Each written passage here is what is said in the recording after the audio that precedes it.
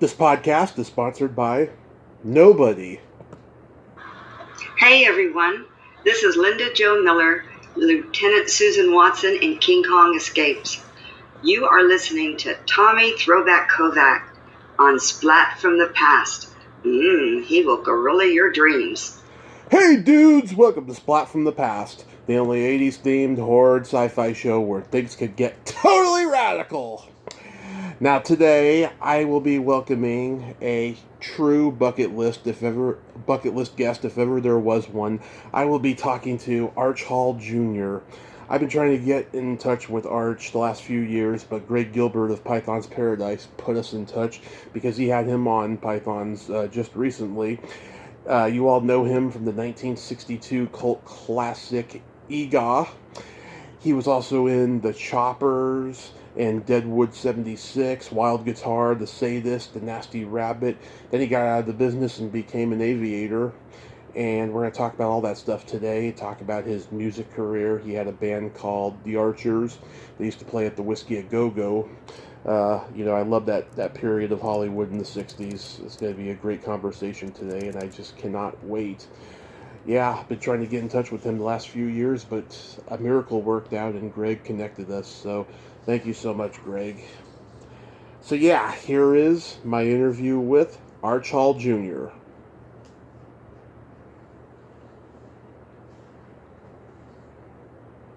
Hello? Hey, Arch, welcome to the show. How are you tonight? I'm great, Tommy. I'm great. Awesome. This is such a great honor. I'm so glad that Greg could connect us. So thank you for taking the time tonight. That's not a problem. I'm excited to be a part of it. You got an incredible, prolific history of interviews with people, and although I consider myself on the fringe of obscurity when it comes to celebrity, I'm honored. Oh, I've been so blessed, and I'm honored to have you. So, going back in time, your father, Arch Hall Sr., of course, was an actor, filmmaker. He began as a stuntman. So I can imagine it was only natural that you gravitated toward the arts as well. That's very true. You hit upon it. It's much like if your father was an electrician or something, and you grew up around the electrical business, and I sort of grew up in it, never put much thought to it. And when he would be working on a project or something, he would always use assets at hand, and I was around, so naturally I became kind of part of everything that he did. So. And I don't regret a bit of it. It was a great experience. It was a lot of fun. I didn't stay in the industry, but and I don't regret that either. But I miss my father greatly. I wish he was still around today. But he loved it. He loved the entire the aspect of the creative people, the writers, actors, and musicians, and camera.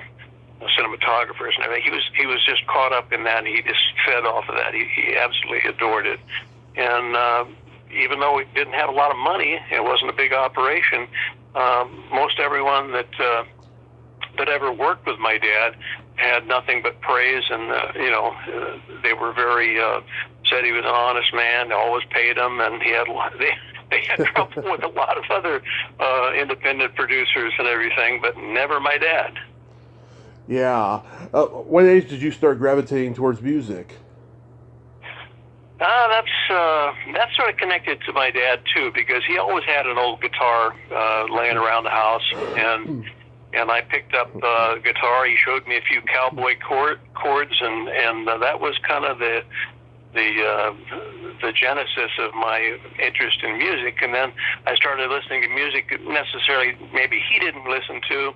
Yeah. And started to listen to rhythm and blues, and T-Bone Walker and Freddie King, people like that, and that sort of that really that pulled me into the whole the music mystique of music, and the blues and rock and roll and all that. Yeah. Do you remember the first album you ever bought with your own money? Album, yeah. It probably was.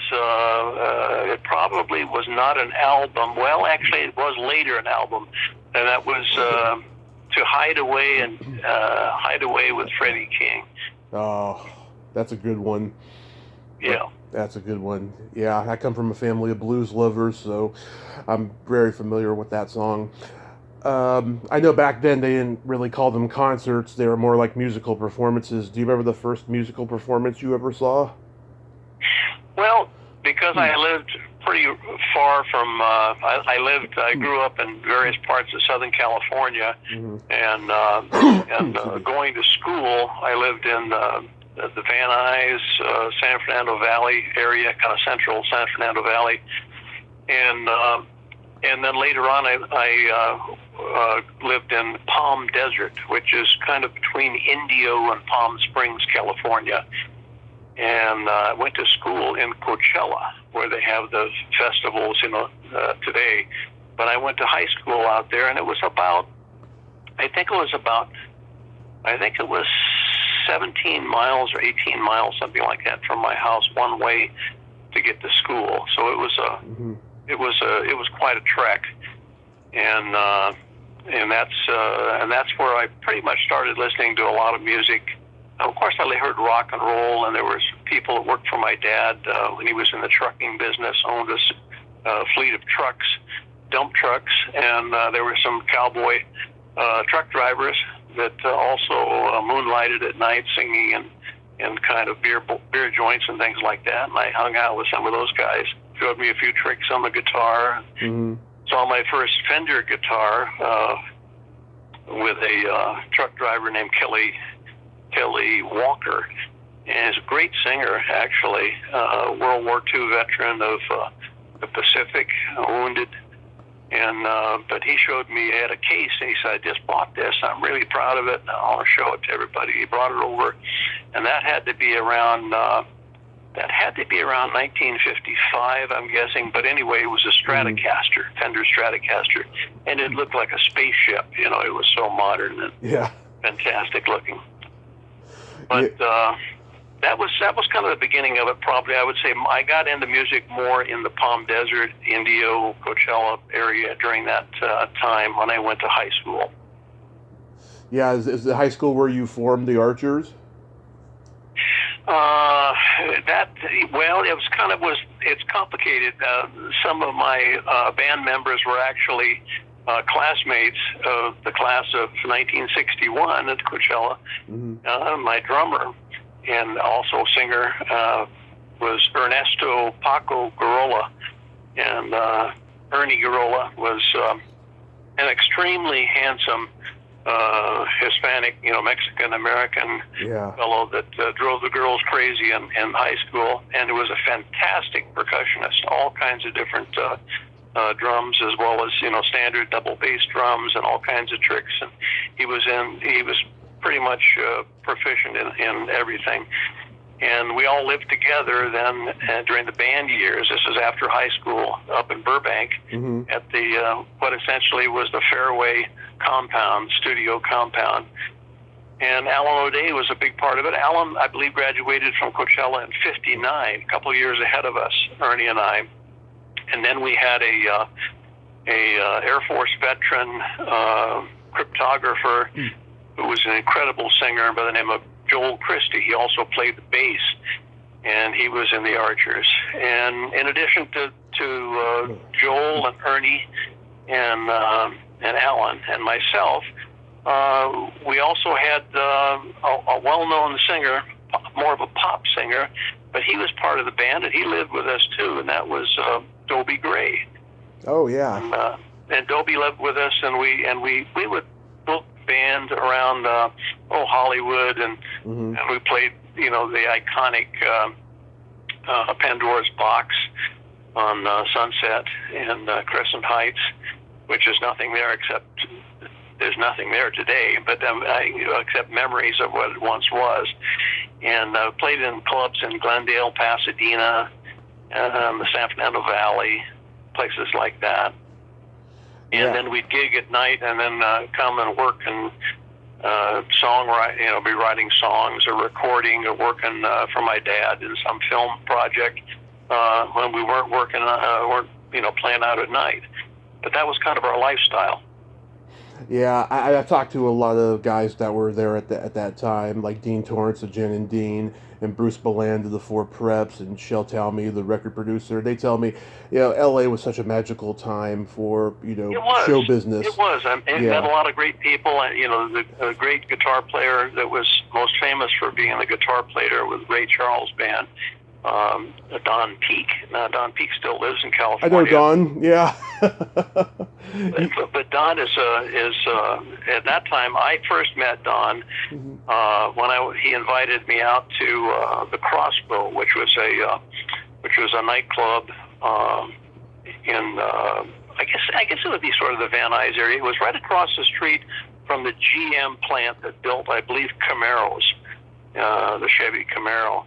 And but it was a daytime rehearsal gig, and he was rehearsing with a band, and the lead singer of the band was Lance Legault, and Lance was, of course, very close to Elvis. And when I got there, and of course it's daytime and the club is closed, but I got inside, and then I noticed upstairs is the king of rock and roll. Elvis is up there with all of his entourage and Memphis Mafia buddies and everything, but Elvis adored Lance's blues chops, and because Lance would sing like Bobby Blue Bland, and he could just do things that Elvis really envied, I think, vocally. And but other people also were very close to me. Actually, even before the Archers was Deke Richards. He went by the name Deke Richards with Motown Records, the producer, part of a group called as a record producer and A&R, and also songwriter. And I think they called themselves the Corporation, but he worked for Berry Gordy Jr. And Deke's real name was Lucier, Deke Lucier, and his father was tragically killed, hit and run accident in Hollywood. His father was a director, writer and director in Hollywood, and that happened when Deke and I were very young. I think we were probably 12 years old or so. But we were always together and writing songs and playing as a duo. Two guitars and singing and things like that at parties. And unfortunately, Deke passed away a few years ago. But he recorded Michael Jackson and all pretty much many of the big artists. He was a songwriter and arranger and producer from the years, and especially in the latter years, he went back, and I guess Motown asked him to I guess you'd call it remix and do some things, trying to resurrect some of the Jackson 5 music that was on the shelf and never really dealt with or released to the public. And he worked desperately. Right at the end of his life, he had died of cancer, and was a big project he did for Motown as a favor, but it kind of usurped all of his time between that and treating his illness. But that was Deke Richards. Deke Richards, wow. And you guys played the Whiskey when it first opened, right? We played. I played there one time myself. I can't remember if we did at the Archers. We were always playing at another place, but I did play there one night. I remember filling in for the great guitarist Jerry McGee. He played with a trio with Jerry McGee and the Cajuns, and that was Jerry on guitar and Larry Taylor on bass, and I guess it was a Mel Taylor on drums. Mm-hmm. But anyway, it was he got sick or something and called me in an emergency state. He didn't know anybody that could come, and maybe he called somebody else and they could come. But anyway, I rolled out there and we sort of faked it, but played a lot of. I remember it was loud, and we had a lot of fun. But it was a little bit like what Albert King used to talk about in his first few gigs. We didn't know a lot of songs together, so we were sort of making stuff up, playing a lot of blues type music in formats of like very slow or medium tempo or very fast. Basically the same sort of thing, other than the things that he was famous for. And I knew a few of the songs that they did, so we'd break it up with something, that Jerry and the guys would do. Or Walk, Don't Run, and with the Ventures, things like that, which came actually later when Jerry went on to play with the Ventures. But unfortunately, we lost Jerry too. He passed away on tour in Japan. So, did you ever? The music scene in LA was great, and back in those days was really cool. And then we'd be down in the recording studios. Spent a lot of time at Gold Star. That was a very famous. Kind of a nest of talent and people recording and coming and going in the various different studios that they had there, and trying to stay out of trouble because I remember there'd be a lot of work if you could come down and show up and just do, cut demo records with songwriters and things like that. And if you did get a contract, the musicians union would get you in trouble. So sometimes we'd have to come down there at 5 a.m. and park our cars 4 or 5 blocks away, drop our stuff off, get in, lock the doors. So if somebody came to the front to try to raid the place and find us, we could hide out in one of the studios. But we could work all day long there. We could do, maybe 3 or 4 gigs, or 3 or 4, working with songwriters and everything.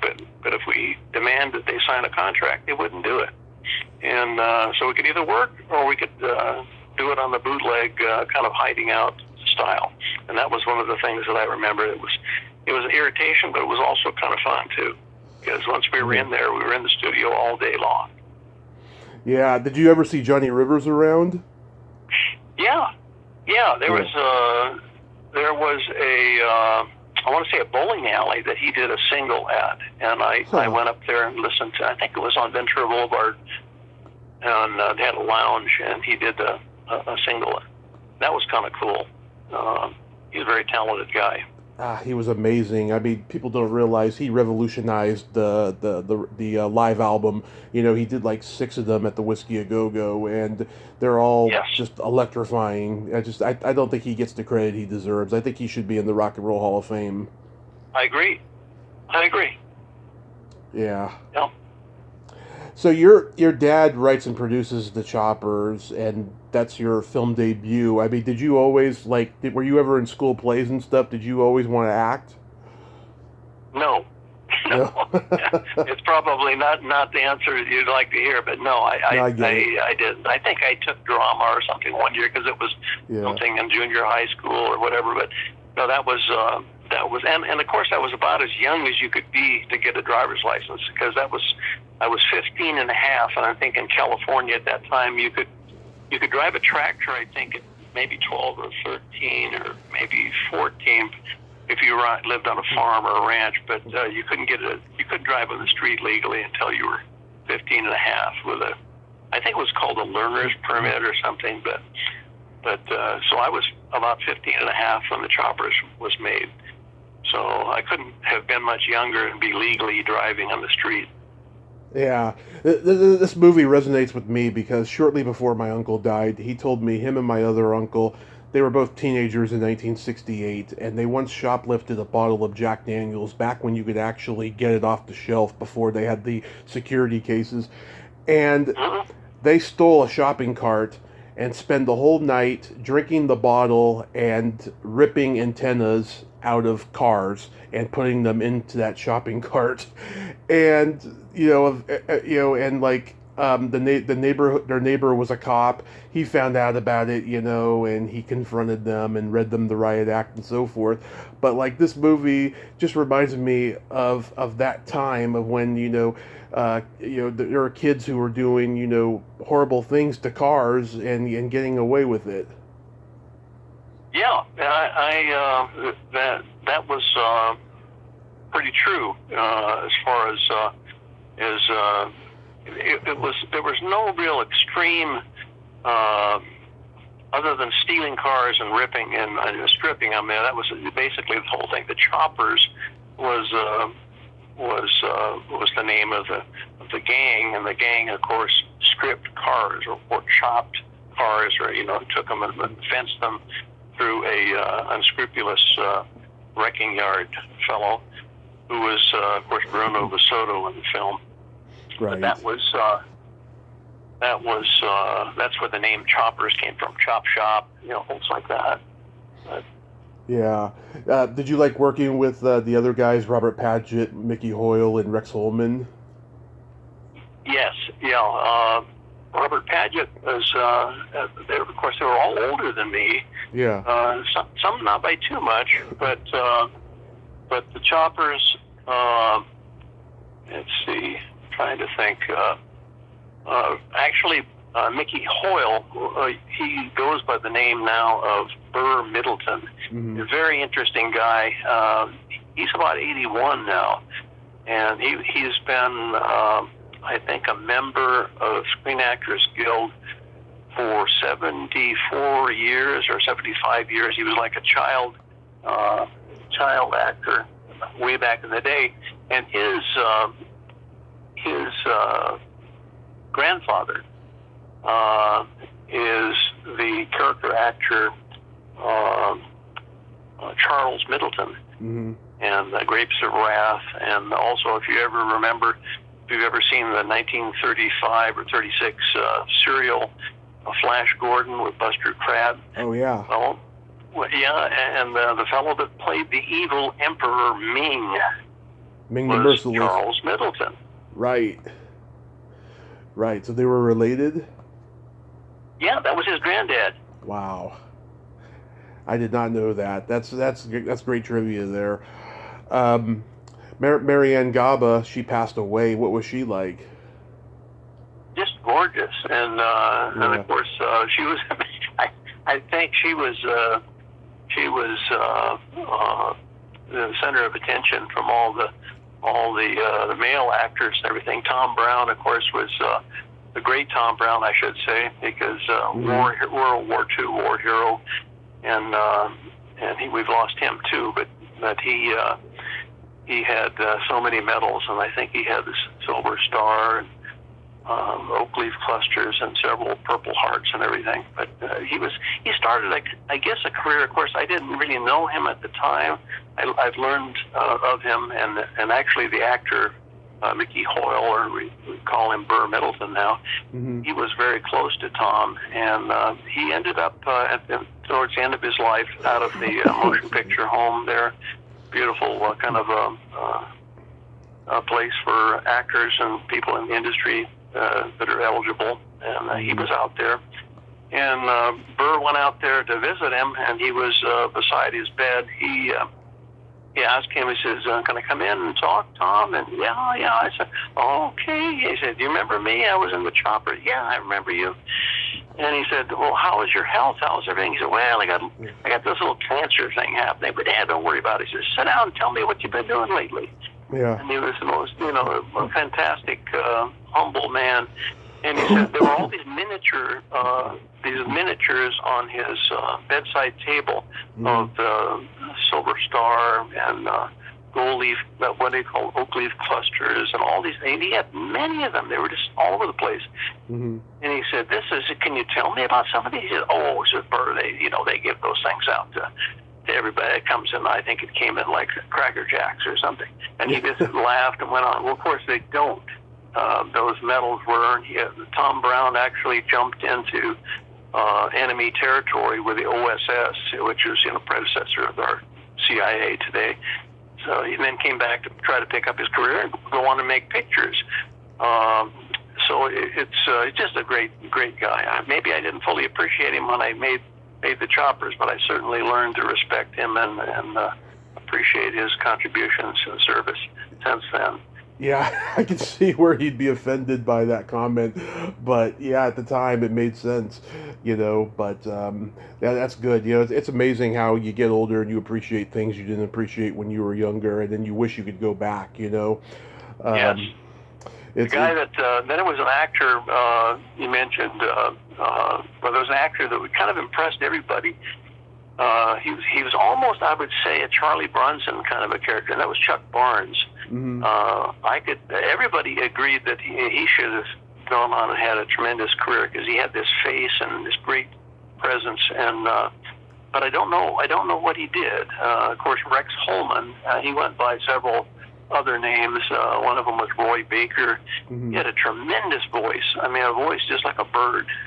He could sing like a bird in all sorts of styles.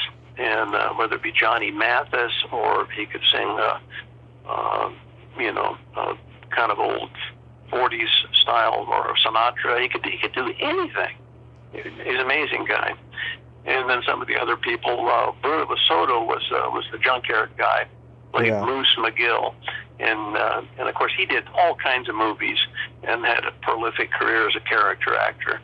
But the real star of was Marianne Giaba. She was absolutely gorgeous. And I think at the time, or shortly thereafter, she was dating Ricky Nelson. Oh. And that makes sense. And he may. What am I trying to say? One of my co-actors there, Bob Paget. He might have dated her too. I can't be sure. I can't remember. But Bob was quite a ladies' man, handsome guy. Yeah. It should also be noted, too, the director, Lee Jason's wife, Louise, was the first female photographer in Hollywood. She ran MGM's portrait studio during the silent era. Amazing. Yeah. Was she doing still photography for you guys on that set? I can't remember exactly. There was some people there working, doing still, photos. I can't honestly say that I do. Mm-hmm. So when your dad makes his directorial debut with Eegah, and I'm curious to know first, what was the genesis of the movie? It actually all started in his office one day when he'd been working on some different ideas, but he had heard about Richard Keel. And Richard ended up living at Fairway too. He rented one of the little apartments, and during his sort of lean times as an actor, struggling young actor. Yeah. And you'll remember we used to have to push his car because the starter or the battery or alternator or something was out, and if he got it pushed, it would start and run, and he could go to an interview or audition or something, and down in Hollywood if he left it running. But if he shut it off, it was iffy if it would start again unless he was on a hill. Mm-hmm. But anyway, Richard was in the office and just talking to my dad, and I think there was a kind of a cattle call or just to find some different people, interesting people. And my dad had Richard there sitting down, and at that time there was a script called Straganza that my dad had written, mm-hmm. and it was a little bit like a low-budget version of The Island of Dr. Moreau. It was very weird, and it involved lots of unpleasant things and cannibalism and half animal, half human creatures and things like this. And my dad had a not a completed script. He was working on the script, but he had a story treatment that he would pitch at people, and he pitched it at Richard. And you'd kind of think that an actor that needed a gig or needed a job would probably go for anything, but not so. But Richard found it very, and maybe it was the way it was presented. I don't really know, mm-hmm. but Richard said, no, I wouldn't really want to be any part of something like that. And that sort of caught my dad flat-footed and off, and he had a desk covered with different yellow pads. We didn't have computers or stickies in the end, so he had Rolodexes and little spikes with all kinds of little scraps of paper stuck on them as notes, and 3 or 4 of these yellow legal pads. So he was kind of caught off guard by Richard's I won't say dislike, but I say this non-response positively. So he didn't want him to leave, and he began sketching on this yellow pad. I remember after they met, I went and looked at it, and he drew a figure of a giant, which is, of course, Eegah. Yeah. But he didn't really have anything. So my dad he had a radio show back in the 40s, and of course, it was radio in the 30s too, in South Dakota and Denver, and did a comedy show in Los Angeles on I think it was KFWB or one of the main stations there in Los Angeles. But he did a character show. It was called What's Buzzin' Cousin. And so he was kind of a Spike Jones, crazy, zany kind of stuff. So he started sketching out and saying, look, I've got another idea that you might be in. And he's thinking, talking, and coming up with this thing to pitch at Richard. And what it was, he said, there's an idea we've also got. It's about a giant. Of course, obviously, that would be aimed at Richard. He said, there's a giant of a man. He said, but he's actually not from our time. He's from ancient. He's from prehistoric times, but somehow he survived up in the mountains above Palm Springs, and he comes down because he's curious and he needs water or something, and he's searching, and he runs into this girl, and it's kind of, what do you think of a story like that? And Richard sort of nods, and he's listening. Of course, he says, I could go for something like that. That's much better than the cannibalism thing. Yeah. So he said, yeah. So that's the genesis of Eegah, and of course it's a totally ridiculous script. We actually thought it was ridiculous, but you can't play something. You have to play it straight and not campish, or it just falls apart and becomes totally foolish. So we would laugh our heads off at some of the scenes, some of the things, but and the reason why it was Eegah, or it could have been Stragaza, is because The Choppers was filmed in 1959. Okay, and I know most of the references say it was made in 60. Well, it was released in 62, and my dad tried to get an independent release or get a distributor for the film, The Choppers. I mean, and couldn't do it. Couldn't do it without giving it away, or it was just very difficult. And other independent producers, he'd gotten with some of them and proposed maybe they'd go together on something. And there was a couple of things in the works at the time. But one of his friends was another producer, and he said, Arch, why don't you just make another film? Then you got 2. Then you got a double bill, and you control the theater. So that's what he did, and that's what Eegah became. Eegah was that second film that was a double bill and could be released or could be distributed in a theater together. And at that time, it was almost impossible with a single film as an independent to get a distributor. It's funny, Richard Kiel didn't want to be a part of it because he was just coming off of William Marshall's The Phantom Planet, where he was the Solarite. Yeah, right. So, then the director of The Sadist, of course, was an interesting fellow, and he worked in television, did a few TV shows, but it was a real stickler and interesting guy. I'm not coming up with his name right now, but we'll get to say this in a few, but Richard Kiel, he went on to a huge career, not just, playing Jaws in the Bond movies, but he worked with Burt Reynolds and Clint Eastwood and all these big names and stuff.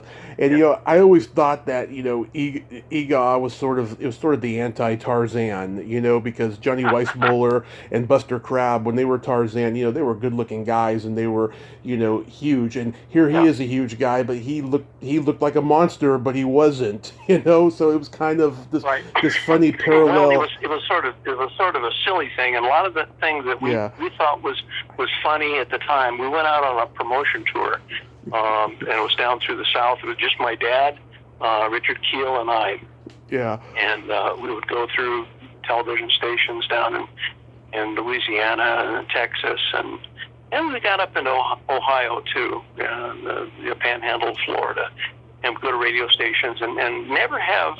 I don't think we ever really had an appointment set up or a meeting with any of the people. We would just walk in, and in those days it was doable, and we'd go in even if they're on the air. And Richard would walk, and of course Richard had his caveman, had Eegah outfit on, and would walk into a local TV place, let's say in eastern Louisiana, and there's a local personality, usually a young guy and a woman that they're doing the talking the news, and they got a weather guy and a small studio, and Richard would just walk over and start looking at the young, attractive young lady, and then start kind of sniffing her hair. Or the guy would say, "What's going on here? Is this a gag?" He thought some of the radio station or television station people were pulling a joke on him, and then Richard would kind of push him back or say, make grunting noises like "you stay away," and he'd go back to sniffing or pawing at this woman's hair, and then usually shortly thereafter, my dad would come in and sort of defuse anything, but it would crack people up, and for the most part. And we never had anything but, except maybe a rare occasion, I'd say 99% of the time, we'd get away with it, just busting into a radio station or a TV station, even though it was flashing, on the air, recording or whatever. And we had a lot of fun. And but it was also a reaction of Eegah seeing it in front of an audience, and there was an aspect of that we didn't really understand until we were out on tour. And in fact, in Richard's book, he wrote an autobiography. I think it's called "Making It Big in the Movies" or something like that. Making it big, and big is accentuated. And but he recalls, and in the book talks about, we were down in West Virginia. It was sort of a poor area, and we were playing an old, kind of a dilapidated theater, and I say playing, the movie was playing, and then we'd do a personal appearance thing after the film would screen, and sometimes I'd play the guitar or something and talk to people, and Richard would come down. But the reaction came was a matinee, and as the movie ended, and of course the end of Eegah is killed. He's shot, by the police and everything, and he falls in the swimming pool. Mm-hmm. We didn't think much of that, but here's a whole theater filled full of children, and they love Eegah, and they were all crying at the end of the film. And it wasn't campy, or it wasn't Mysteries, 3000 or anything. This was like kids they were crying, a lot of them. And then suddenly the lights come up, and Richard comes down in the Eegah outfit carrying his big club, and all the kids go crazy, and they get up and they run, and they just hug him, and they get their tears, wiping the tears from their eyes and all that. And that was an aspect that we didn't see coming. I mean, none of us saw it. My dad didn't understand that really. And then when we left that theater in little West Virginia, I think it was Bluefield, West Virginia. He talks about it in his book, and but we pulled away. We had an old, it wasn't that old at the time, but it was a beautiful '59 Cadillac Coupe de Ville, and I'd usually drive, and Richard and my dad would sit in the back, and we're pulling a small trailer that had a lot of promotional stuff in it. And so we started to pull away and waving goodbye to all the people and everything. And all of a sudden, this one little boy comes up, and he had to be around, I'm going to say 11 or so. Yeah, I think 10 or 11. He ran a black boy, and he came up and to the side of the car, and the window was, Richard had just rolled the window up. Mm-hmm. And so he put the window back down, and this little boy was crying, and he said, Eegah, he says, don't forget me, Eegah, don't forget me. I love you, Eegah. He says, don't forget me. You take care of yourself, Eegah. And it was, it was no joking or no, and we were all kind of shocked. by it, and Richard said he kind of broke character and said, "Don't worry, I'll never forget you." And kind of grabbed his hand, with his big, massive hands that Richard had. Yeah. And the little boy started to smile and wave, and then we pulled away, and he rolled the window back up, and it was kind of silence for a minute or so as we kind of processed that. A little boy, it was. And he remembered that and put it in the book. But yeah. Anyway. Yeah. Was it hot up there in Palm Springs?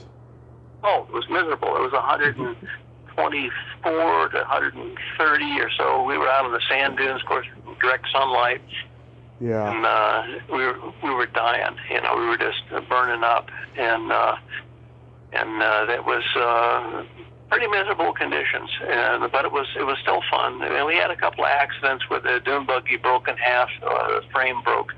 It started out life as a 1939 Plymouth sedan, and then we cut the frame and shortened it up, but it wasn't properly welded and gusseted and everything. It was gas welded, so it was a lot of slag and jumping it off sand dunes. It broke. It actually broke twice. And then it pinned me in it. I was trapped because the steering wheel, when the frame collapsed, it pinched me, and everybody had to come and rescue me to get me out of the damn thing. So. Yeah, it did look deserty. That's why I had to ask, because it looks like it was pretty hot on screen. It was real hot. It was burning hot. Yeah. Now this much movie, like today, probably. If you're out in the same place today, it was probably just as bad. Yeah. This movie isn't, a creature features movie per se, but a lot of the creature feature shows have been showing it forever, and it's built such a huge cult following. When did you first become aware of that it was becoming a cult success? Well, I was made aware of it by Richard Keel.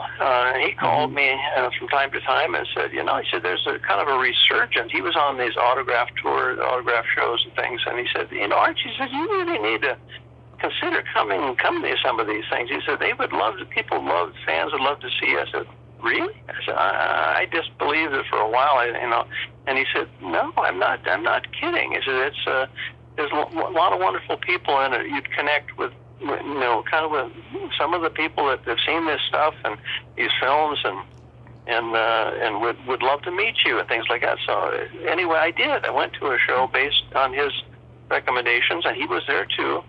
And it was a great show. Burr Middleton was there. We sat at a table with, what's her name? Married to Howard Hughes. She did. Terry Moore. Terry Moore. Yeah. Terry Moore was there. It was kind of a bodyguard, boyfriend, or you couldn't really tell. But anyway, she was delightful. And I said, Terry, if I may call you that. She said, of course. I said, I was, of course, I'm no spring chicken, but I said, there was a time when I did a kind of a school interview. I think I was 10 years old, and I came to it might have been 20th Century Fox, but he was doing a film with Tyrone Power called King of the Khyber Rifles. Yeah. And I said, you were the leading lady, and I interviewed you both, but I said, you probably can't remember that. And she turned around and looked at me like that, and she said, you were 10 years old? Just, oh my God. And then some people started walking up, and she got sidetracked. And a few minutes later, she turned to me and tapped me on the shoulder, and she said, Tyrone Power, he was the greatest leading man that I ever had, without a doubt. Out of the blue, she said that, And then Tony Curtis was there. He was kind of wheeling around. He was in a wheelchair at that time. Oh. And I got Burr Middleton, who had met him a couple of times, come to introduce me to him. He called him by his birth name, which made him smile and everything. And he shook my hand. And that was kind of a thrill because he was a great part of old Hollywood. Absolutely. There were other people there too, even Marilyn Chambers, of the X-rated film background. I knew her and actually her ex-husband. They were up in Las Vegas, and I bought some stuff from her and her ex-husband, and I stood in line for a little bit on a break. It was a short line. She had some long lines. She was signing pictures and all this kind of stuff. A lot of activity there. So I got up and I said, Marilyn, I said, do you remember me? I'm Archie Hall. She looked up and then she looked right back down, and she started writing, autographing a picture from her. Yes, of course I want a picture. She says, yes, I remember you. And she kind of talked to me under her breath, while the other people standing around couldn't really hear us. But she passed away shortly thereafter. I think it was less than a year or so. She ended up passing away. So. Yeah. So then you guys make Wild Guitar, which was probably one of the last of the old-fashioned teenage rock and roll movies that had been established with movies like Rock Around the Clock. Yes. How was making Wild Guitar?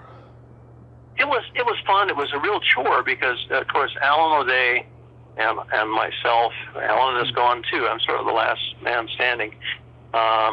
We had duties to. He recorded sound and.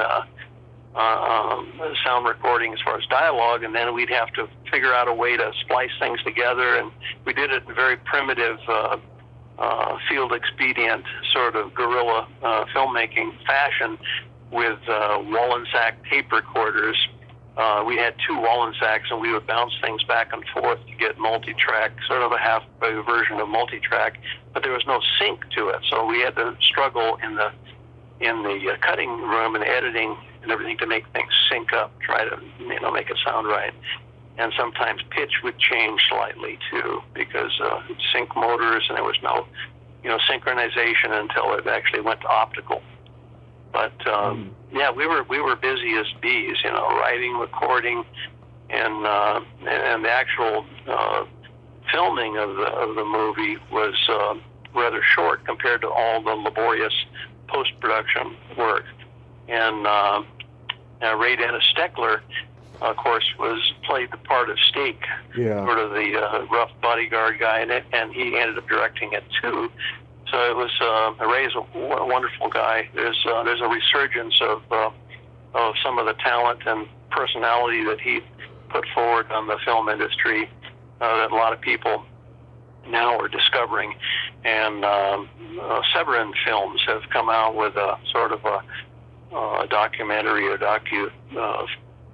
film about Ray Dennis Steckler's career and some of the zany things that he did. And of course, I'm included in that too. And they came down to Florida here and interviewed me and talked about Ray and getting along together and working together and all that.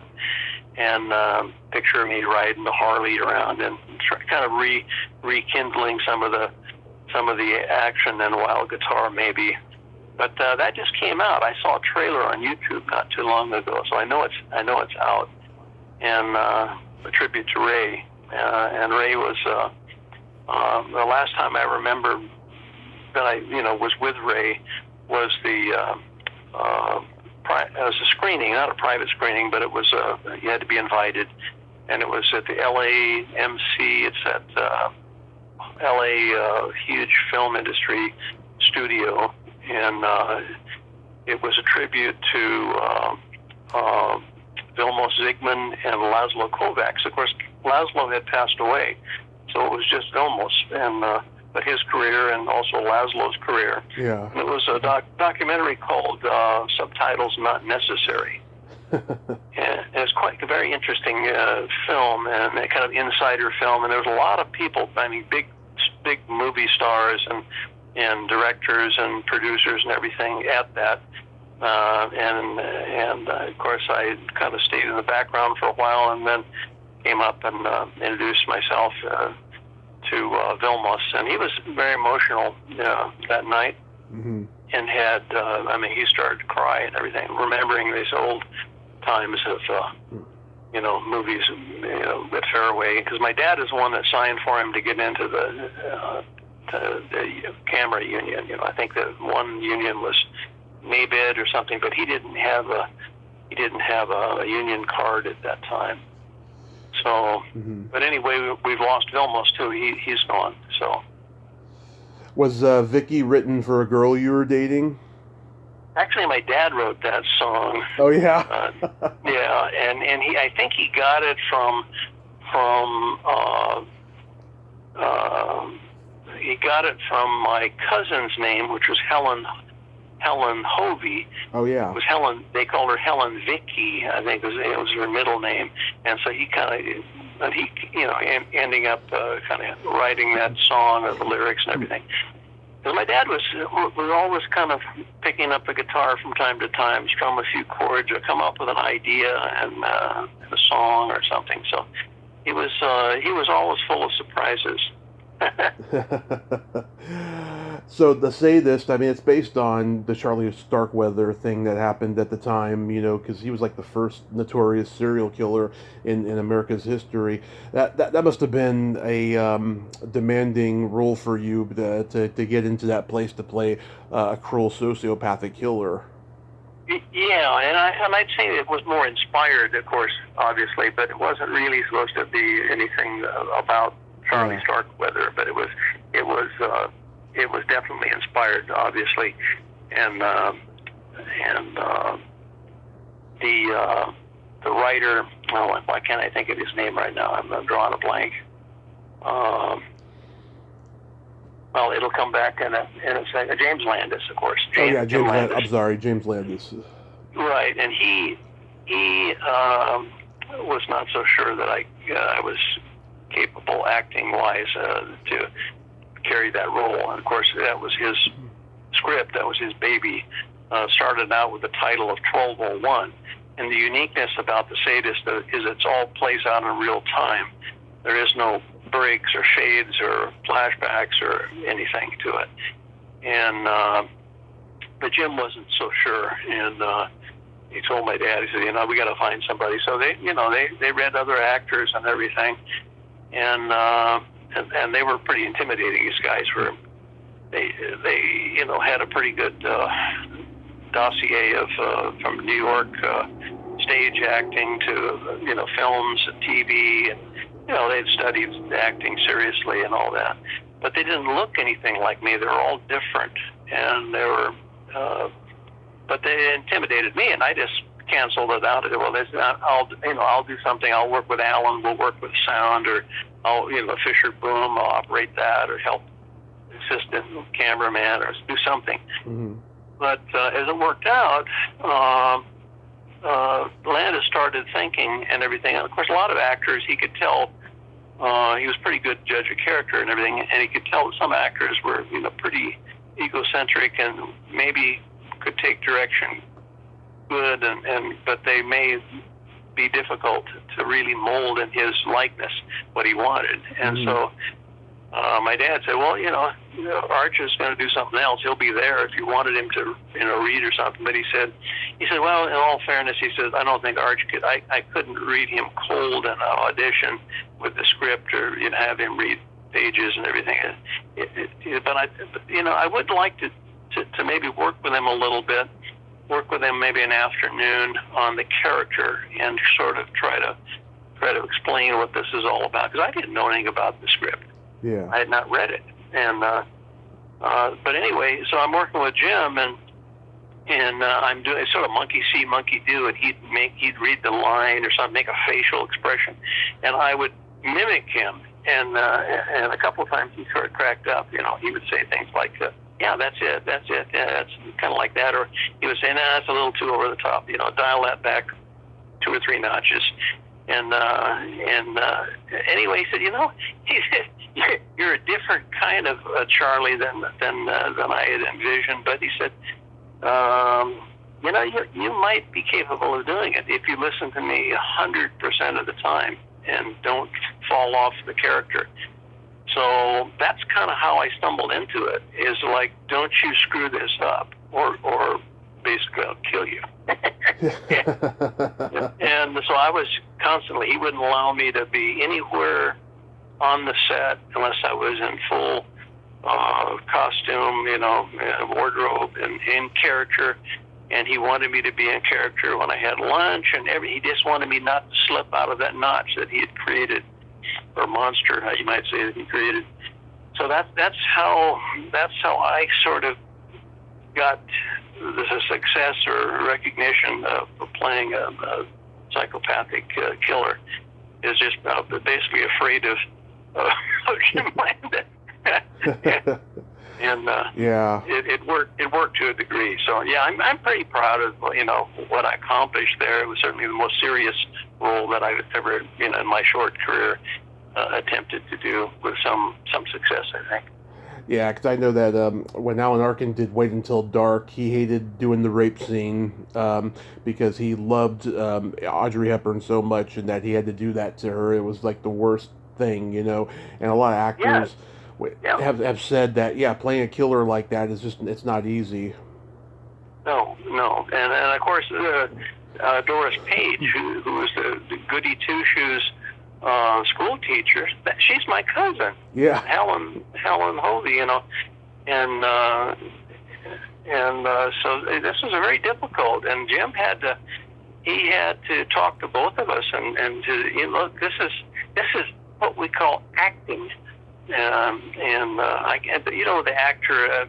I go back to a story that Burr Middleton told me, who was Mickey Hoyle and the Choppers, and the actor that did the meth lab, in the old motorhome. I can't. What's the name of the TV series? It was Breaking Bad. Okay, Breaking Bad. What's that actor's name? He's a great actor. Bryan Cranston. Yes, Bryan Cranston. Okay, but in the early days, this is way back. Burr Middleton did a film with Bryan Cranston, and they play prisoners that are in a prison, and they're supposed to be gay lovers, I think, and that's part of the characters they're playing.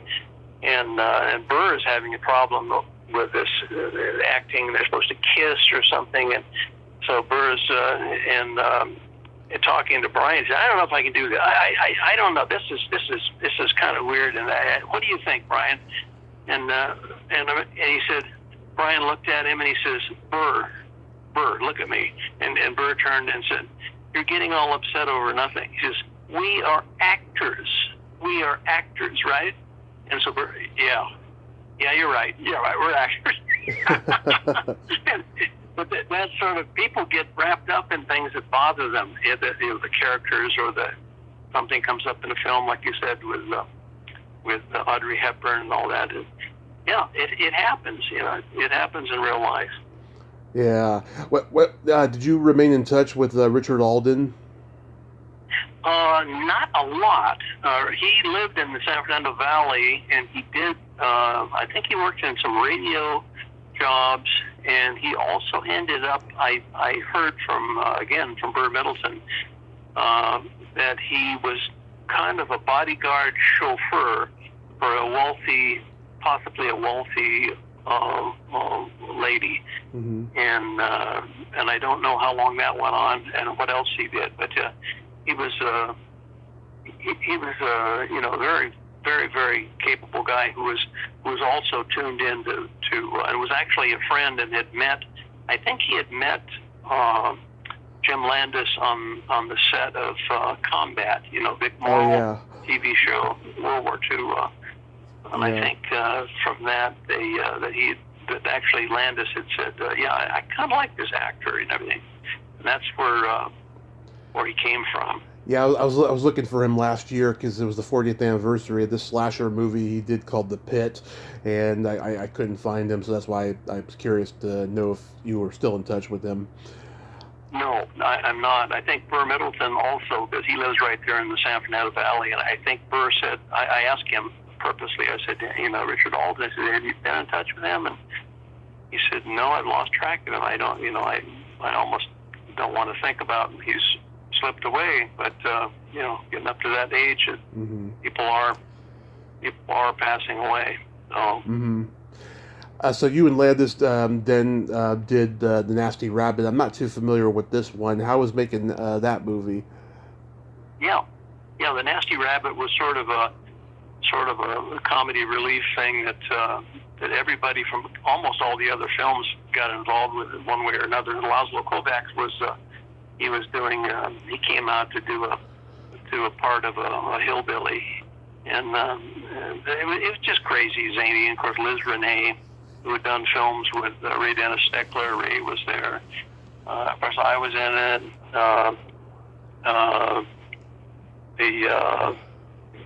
The band Redbone, which was really two brothers, Pat and Lolly Vegas. They were very big on the Sunset Strip and playing different venues. I think the Haunted House or something was one of the places they were. But we used to run into them all the time, and musicians and singers and songwriters. But they really hit it big when they became Redbone, and had a couple of at least one huge monster hit in a top 40. But the rest of it was just kind of acting, kind of crazy stuff. And my dad it brought out the best or the worst in him, because he ended up playing a Soviet submarine commander, and also an FBI supervising agent, and also some kind of a very ugly woman in drag party. That shows you how nutty it was, Yeah, that's great. Then you two do a Western, Deadwood 76, and everyone I've talked to who's ever done a Western says it's like a childhood bucket list item. It's just a lot of fun. You get to ride horses all day and play cowboys and Indians between takes. It was more so for my dad than probably me. I mean, it was just, because my dad grew up, we actually, a lot of the film was shot on location in South Dakota, and not just any place, but in the Badlands of South Dakota and in the areas down around Wounded Knee and Interior, where he grew up as a young boy, and, learned to speak the native Lakota Sioux language and all that. And he had a great affinity and connection with the Sioux and Lakota. But it was, and some of it was shot in California, and in a place that may or may not exist anymore. It was called Corriganville. It was sort of a movie ranch, small town thing, and part of it was done there.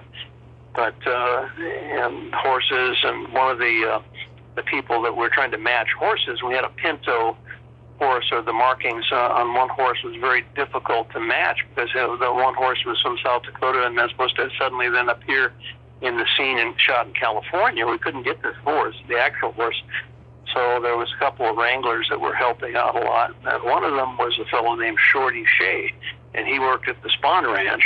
And we did some of the filming at the Spawn Ranch, and also Shorty did some of the wrangling for the horses and things like that for us. And of course, he ended up with the Manson family, and apparently was cut into little pieces and buried all around the area.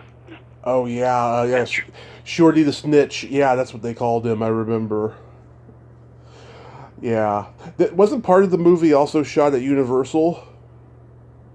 Well, Paramount Ranch, I think, was... you're talking about Spies a Go-Go, or about Deadwood 76. Deadwood 76, it may have been.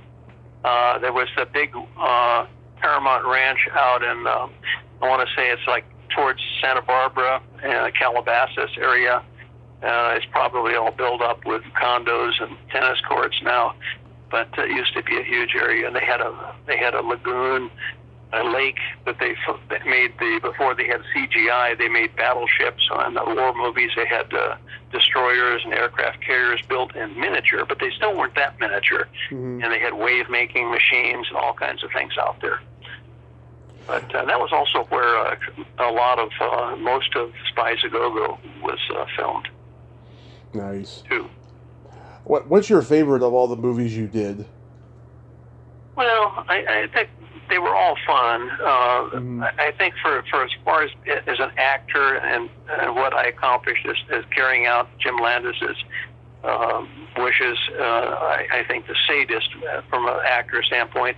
However, from popular kind of public, you might say public recognition, perhaps Wild Guitar. There's a Wild Guitar. People have come up, like school teachers have come up, and they said, there's elements of, giving people a second chance. You when you were Bud Eagle, you gave this crooked guy Mike McCauley, you gave him a second chance because he did know how to run a business, but he just was cheating you, you know. And it was things like that. It was sort of kind of a morality thing, you know, that I didn't think of at the time. And I did when I visited Ray Dennis Steckler. I retired from working for a major cargo airline, or Flying Tigers to be specific, and actually another one, purple and orange colored. But when I retired from them, I worked for a couple of years flying a private jet for a multifamily down here in Florida, and I remember I just had a Joe Biden moment. I think I lost my train of thought, but I had a oh, I know what it was. Yeah, we fly all over the place and down to Central America. And we had planned some trips to the Far East and everything, and so I was pretty busy being the chief pilot and everything, doing the maintenance, scheduling. But we had a trip out to Vegas, and when I saw that come up, and the boss said, "Yeah, we need to go to Vegas next week or something like that, and we're going to be there a couple of days," and you know, and I said, I got to get a hold of Ray Dennis Steckler. So I called Ray, and I said, I'm going to be out in Vegas. You know, my boss is having some meeting or something, and I need to try to see if we can hook up. He said, of course. He said, I got, you know, I think he had 2 video stores, but the main one, he gave me the address and everything. So I went over there, and when we got to Vegas, and we ran over there for a couple of days, and Ray has got a camera in his hand, or he's got it on a tripod, and he and I are talking in front of it. He's recording everything. Tell me. And so he said, "Do you remember, Arch, the night you knocked my front teeth out, smashed my front teeth out?" And of course, it brought back the Nine Wild guitar when we were having a fight scene. It was done at about 4:35 in the morning. We'd been up all day and all night, and we were just stupid tired. And I think we had lost some film due to we'd buy short ends, which it's not new negative stock. It's like no guarantees. You take your chances, and it ended up being bad. So we had to reshoot this scene. So we're fighting in the back of this flatbed truck, and doing the same thing over and over and over again. Whatever it was, focus or this or that, we're doing another take, and we're just getting punchy. And I took a swing at him. We're trying to kind of do the same choreographed fight moves, but I made a wrong move, or he made a wrong move, and he connected with and full force, and of course I knocked his teeth out, and the blood everywhere, and of course that. And I think that take was still not right, so we had to do it again. And so I remember he packed his teeth were knocked out. He packed his gums with cotton, and then he found a piece of white gaffer's tape, and he taped them over the top of his, between his missing teeth. He'd tape so if his mouth was open, it would show a white color. And we filmed the last scene that way. And then, of course, it was early in the morning when he got to a dentist to fix his teeth. But, that was that. So he caught me off guard, kind of to embarrass me, I think, and to remember that unpleasant night filming Wild Guitar. But, and I did remember it. I said, I'm sorry. He said, I know you're sorry. I just want to see you squirm in front of the camera. So, what a great guy. What made you go into aviation specifically? Well, it was something that fascinated me from a child, being a little kid. And, of course, my dad was a pilot in World War II, and actually before World War II, and had joined the Army Air Corps with a bunch of Hollywood, you might say, personalities. John Payne was in the group he was with, and the Chinese-American actor Sam Tong. He's quite a prolific actor. He joined Bill Bowers, Bud Beauchamp. They're writers, Hollywood writers, and my dad as well. And the aviation always used to I mean, it's something that my dad never pursued after the war, but it interested me. And then, to be perfectly honest, kind of as Fairway sort of came to an end, you might say, there were some successes, there were some wonderful times and great memories and enjoyment, but I also saw the unpleasantness and the sadness and the aspect of failure as a business. I won't say failure is a hard word, but I mean partial unhappiness due to crooked people in the business, and mostly from the distributors' end of it. But but from my dad's standpoint, my dad turned down a job with Warner Brothers as a hired gun producer, and that upset my mother because I thought that would be a sellout, a step into a job where people would appreciate his talent and creative and organizational skills and all that. He had kind of put it all together, but the difference being, it was very much like Ray Dennis Steckler. They were of different ages, but they were very similar. Is that they had to be their own boss, and because I've worked for people in my aviation career as a pilot, I've never experienced that myself, but I've come to understand it. And it was kind of they had to be big fish. It had to be a big fish in a little pond, sort of. If it would be described that way. And Ray was that way, and my dad was that way. And so my dad just flat turned Warner Brothers down. No, I couldn't do that. I couldn't work for somebody. And it kind of related back to his work career and other endeavors, because he'd always been, other than working for radio, and he worked for radio stations and things like that, as a newsman and anchorman and things like that. But but since he left radio, he'd always done something on his own, and he worked for a guy named Gary Davis for a while. It was a three-wheel car prototype, and it actually came to production, and they had distributors, or what do you call dealerships, all over the country. But the guy that was running the company, my dad was a marketing guy, and he presented. There was a three-wheel Jeep version they took to Aberdeen Proving Ground for the Army, and my dad did a lot of legwork on that, and then that kind of blew up, and then he would have been a natural to segue into television, a great radio voice and everything from back when great voices were required. But he was smoking a lot of cigarettes, and it sort of was one of the things that led to his early demise. Is that he would smoke? I think when he was the height of radio, he was smoking 5 packs a day. That's a lot of cigarettes, by any stretch of the imagination. And then he was offered a deal. And then some people in politics caught wind of his. They wanted him to organize.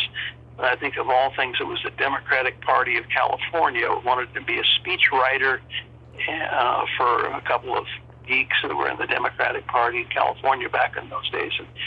And he turned that down, but he always went on to something else. And a lot of his friends became segued from into news and the television news for many years. One great friend of his and Army Air Corps buddy was Clete Roberts, and Clete Roberts was anchorman in Channel 2 and KNXT CBS affiliate in Los Angeles for many years, until they changed to a more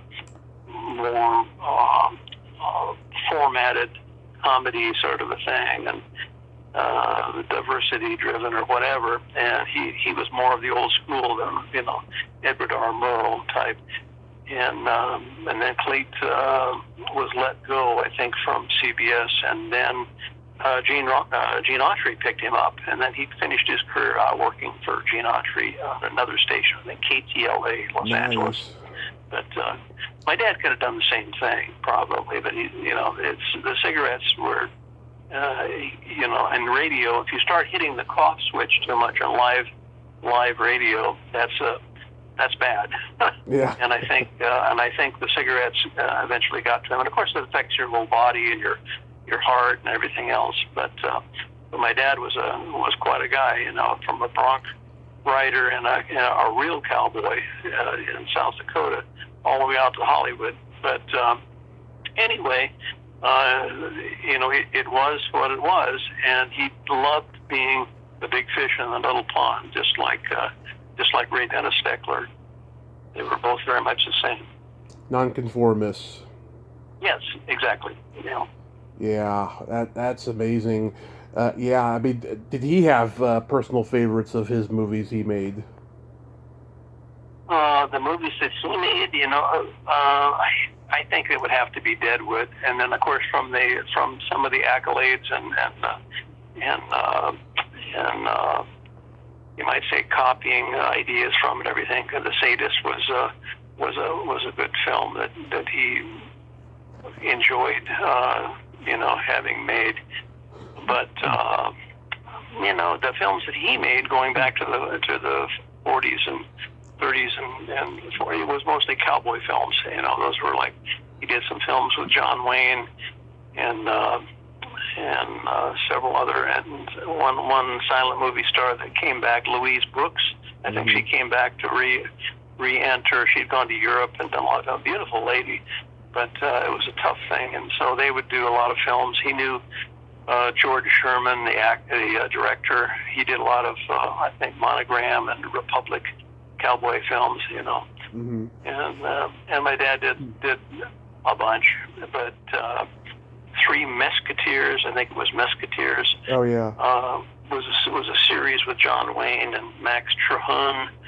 I don't know how you pronounce his name. Oh, Max Terhune. Yeah. Yeah. Exactly. That he was in some of those. Always usually playing the bad guy. I have some old stills from Republic, and John Wayne has got my dad tied up in a chair, and he's pistol whipping him. Yeah. And it's kind of a crazy story. And I've looked at some of the serials, and of course now with YouTube you can kind of almost find anything. Yep. And there were some great old. They were cattle rustlers that had an airplane. So it was a real crazy story. But of course John Wayne was very young then, 1938, 37. I think they were all filmed in about that time period. Yeah. Do you still fly? I did up until about 4 years ago now. I sold my airplane, and I've retired from commercial flying. But I miss it, but I don't miss it. It's I've tried to turn back towards music a little bit, and writing. I co-wrote a script based on a book that I wrote, and trying to find the right people. I'd love to present it to Javier Bardem, Yeah. Or Benicio del Toro. Actually, Benicio was a neighbor of my musical pal Alan O'Day. He bought two homes next to Alan, and as I understand it, kind of combined it into one property. But I'm working on that, But yeah, I can imagine it's probably pretty relaxing once you get off the ground, but probably it takes a little bit for preparation because you got to check your levels and all of that stuff so you don't burn up in midair. Well, the kind of flying that I did, it was for an airline, but later years I pretty much got into kind of how do I put this nicely, sort of special operations, sneaky Pete type stuff. Rural flying, for government agencies and State Department, things like that, the U.S. Military. But so I ended up in places that normally, the United doesn't. I wasn't going to Hawaii all the time. I'd be in Cambodia or Pakistan or, places that in the middle of the night, delivering. Sometimes they call it hard rice, which is, you can use your imagination. It wasn't rice. Yeah. but anyway, it all builds character, and I've been shot at a lot, and they never got me. But one airplane had 279 bullet holes in it. Wow. From Vietnam to Cambodia, and part of them we were so sure it was arriving in Cambodia, approaching the airport, because it was Khmer Rouge all around. but actually we found out later from an intelligence briefing that it was on takeoff because we were heavy and not climbing very fast, and they were laying down in rice paddies and shooting at us. Pretty easy. So, but that's a lot of bullet holes to patch up, and that airplane and all the pilots and mechanics and that flew it. And at the time, I was a flight engineer on that aircraft. It's a Douglas DC-8, and she sits today. If it hasn't been cut up for scrap, I don't think it has. It sits in Mojave, California. Amazing. Oh, yeah. I noticed a few years ago you were in Last American Horror Show. So are you looking for roles again? Not really. I like I said, I hooked up with a very talented young writer and actually a investigative reporter. He's written many articles for Newsweek, but he has a full-time gig for the Stars and Stripes, which is the U.S. Department of Defense, military newspaper. A little different than it used to be in the old days, where it was like all government, and now it's sort of like 50-50, I think. Yeah. But he's a very talented writer, and I worked with him. Matt Burke is his name, Burke, and he normally is based in Okinawa, Japan, but from Boston originally. And so he and I talked about it for a few years, and we met in Cambodia, and then we finally got together and did it. We worked remotely back and forth, bouncing pages back and forth, and we ended up making a killer script, absolutely out of this world. Action, narco trafficking, aviation, Southeast Asia, crazy story. But that's the script that I've got right now in hand, and it's got to be, it could be done a variety of different ways, but it could be screwed up too. Yeah. It's got to be done by people that know what they're doing. And of course, the lead protagonist in it is an American Indian pilot, a captain, and some of this kind of leans back to my dad and stuff. But anyway, he's an American Indian that's an alcoholic and a cocaine, abuser, but also a great pilot. And so that's kind of the premise of how this story starts out. But he ends up working for a cartel, and I'll just leave it at that. But anyway, you always have to keep your mind working. You have to have a purpose. You get up in the morning, you do whatever you're going to do. You're going to go walk 5 miles, or you're going to go do this or that, or you're going to paint the house, or you're going to, work on the car. You got to have something to keep you motivated and keep your energy going.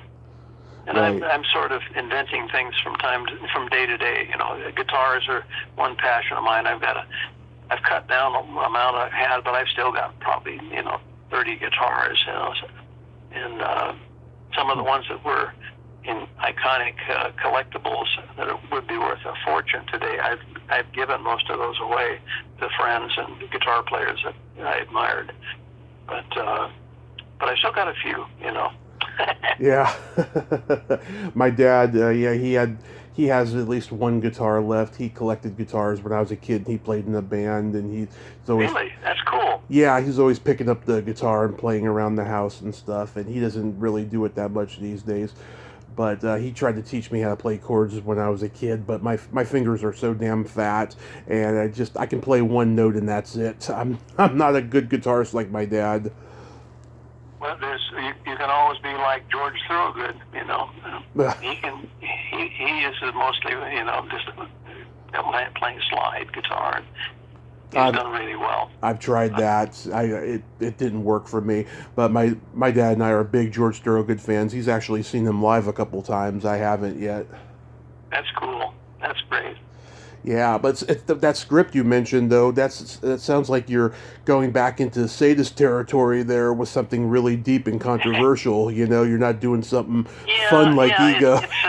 It's controversial. The leader of I'll just slip a little hint to you.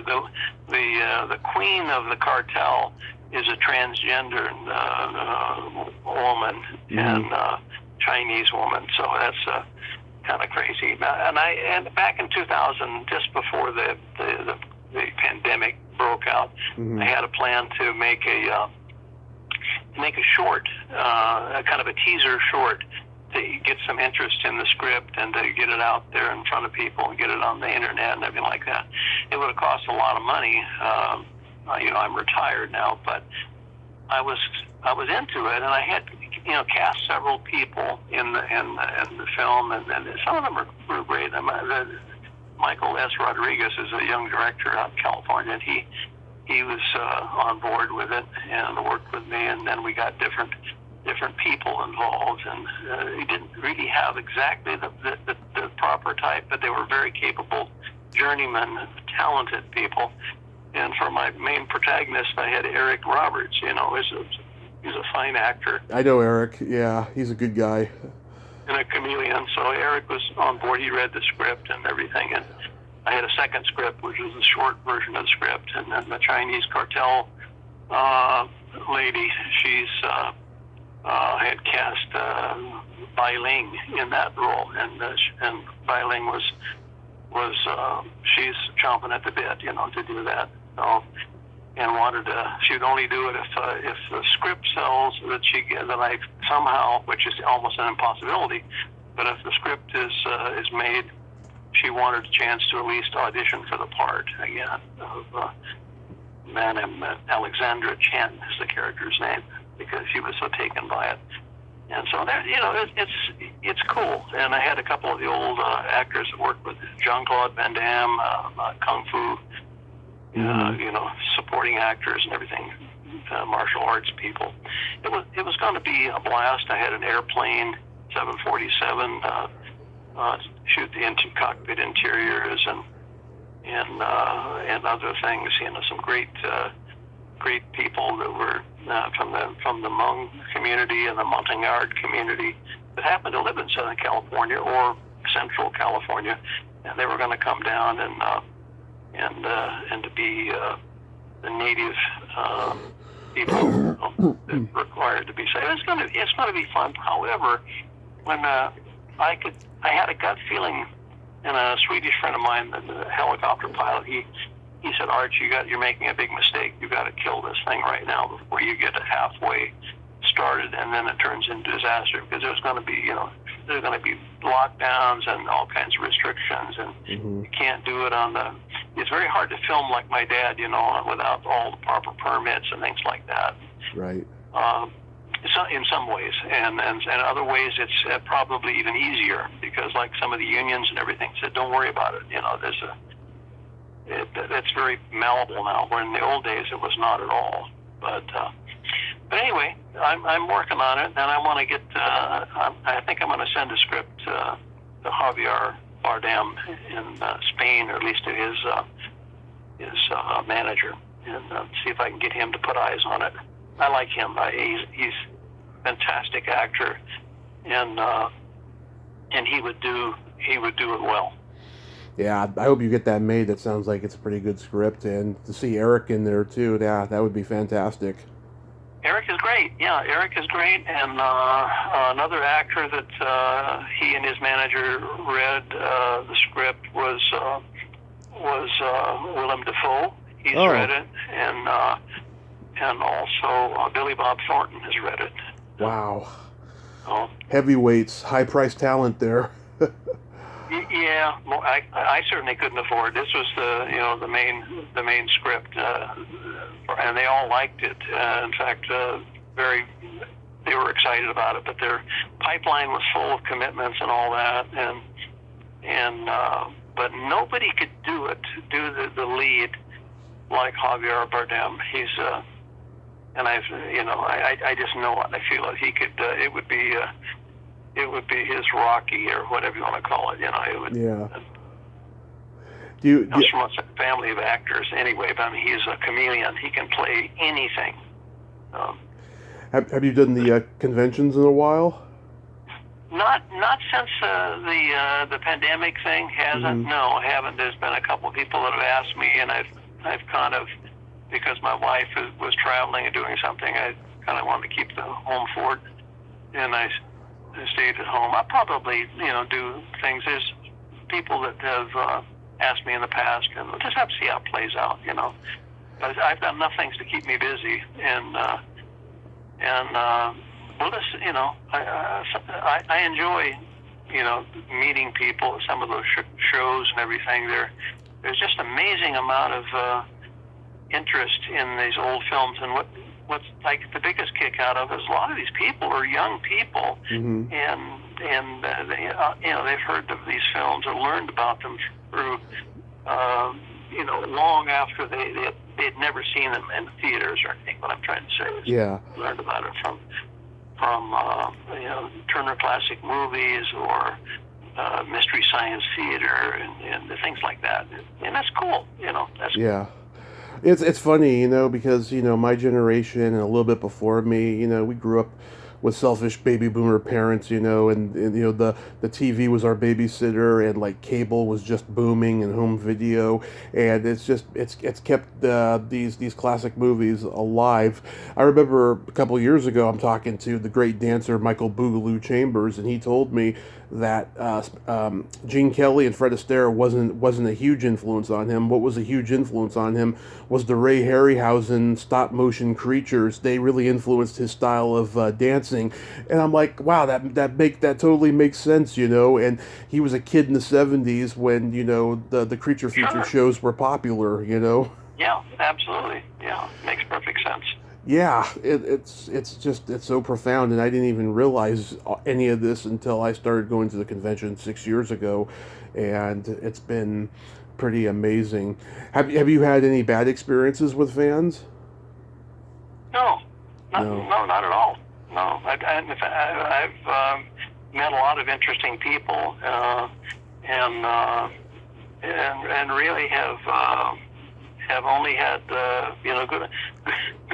good experiences, other than people that will, if a show is real, it's not even worth mentioning probably, but I've seen people steal things, that try to steal souvenirs or things like that.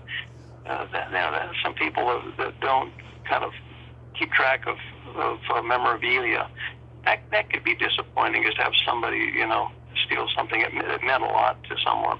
I think it was one actress that someone stole something from her. She went to the restroom or went to have a cup of coffee or a Coke or something, came back, but that's their own fault for leaving things, open and too available.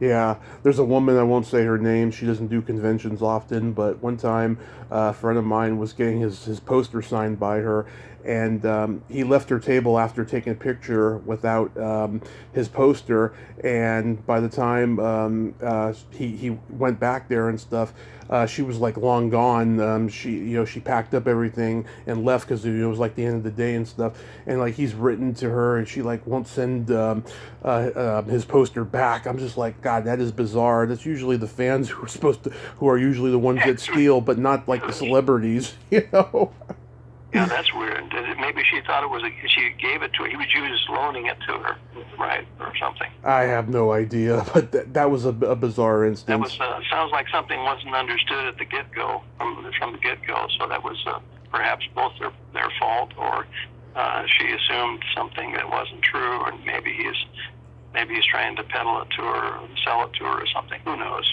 Life's too short.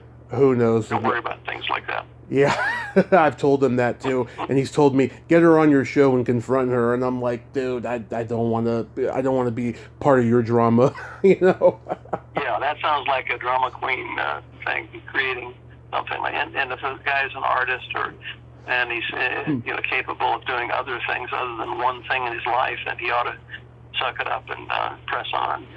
Exactly.